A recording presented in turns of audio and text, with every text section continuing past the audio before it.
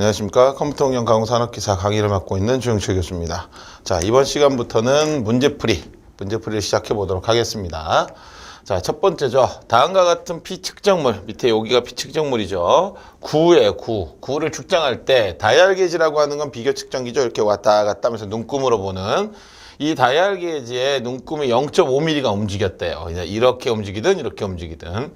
그럴 때 반지름은 얼마냐고 물었는데 중요한 건 구면 개에서부터 다리에까지의 길이가 20이라고 했으니까 반지름이면 20 곱하기 20이 돼서 400이 될 거고요.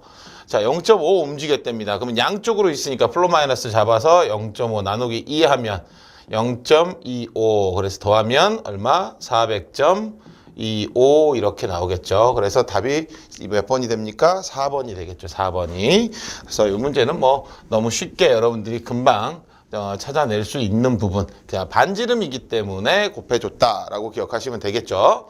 자, 두 번째. 폴리라고 했습니다. 폴리. 보스에서부터 키홈까지에 대한 부분을 가공을 하겠다.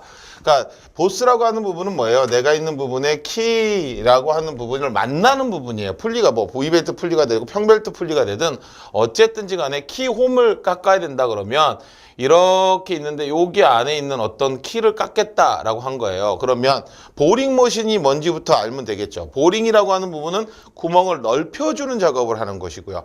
호빙 머신이라고 하는 부분은 혼을 이용해서 다듬질하는 거고 드릴링은 구멍이 되겠죠. 근데 브로칭 머신이라고 하는 부분이 우리가 키홈이라든지 이런 걸 가공할 때 사용하는 부분이다 라고 하는 걸 알고 있기 때문에 답은 역시 4번이다 라고 하는 부분을 알 수 있겠죠. 그리고 호빙 머신은 기어네요. 기어를 깎는 그런 머신이 되기 때문에 답이 4번이다. 쉽게 알 수 있는 부분이 되네요. 자, 입자네요. 입자라고 하는 부분을 가지고 우리가 가공을 해야 된다라고 봤을 때 입자가 얼마만큼을 쓰느냐가 중요한 건데, 자, 랩핑이라고 하는 부분은 우리가 알다시피 어떻게 돼요? 건식이 되든지 습식이 되든지 어쨌든 입자가 있겠죠. 그죠? 입자가 있는 부분이 있기 때문에 그 부분 내에서 우리가 작업을 한다? 당연히 가능하다라고 보시면 되고요. 브로칭 머신이라고 하는 건 뭐예요?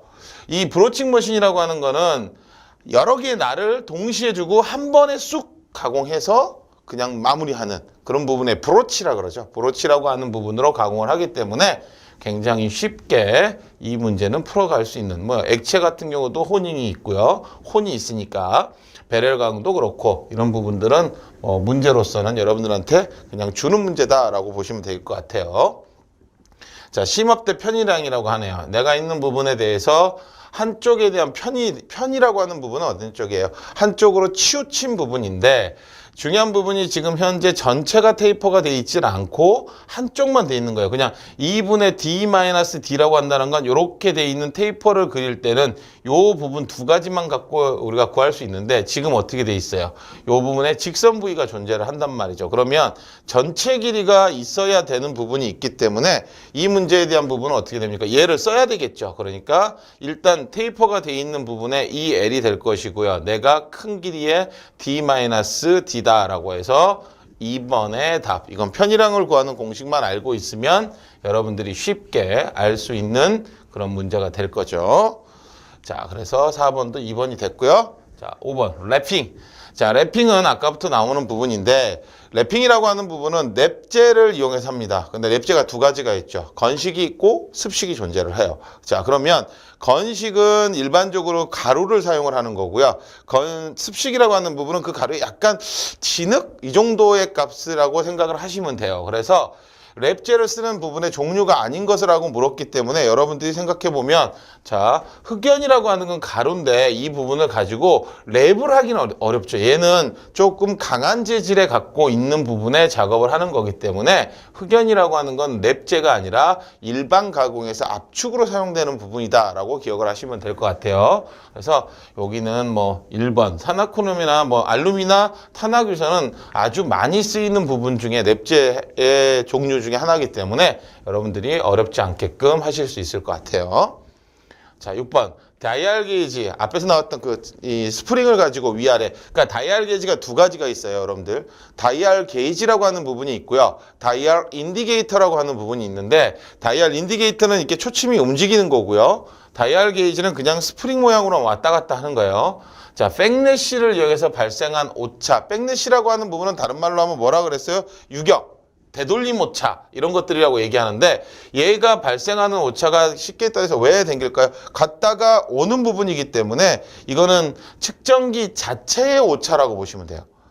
갔다가 올라오면서 만들어지는 오차이기 때문에 되돌림 오차다라고 보시면 되겠죠. 그러니까 얘는 백래시가 발생한다라는 건 다이얼 자체에서 만들어져야 되잖아요. 그렇기 때문에 뭐 인접되거나 어떤 지시가 있거나 진동은 환경에 관련된 부분이기 때문에 여기에 있는 부분하고는 오차에서 알 수 있는 부분은 아니다라고 할 수 있겠죠.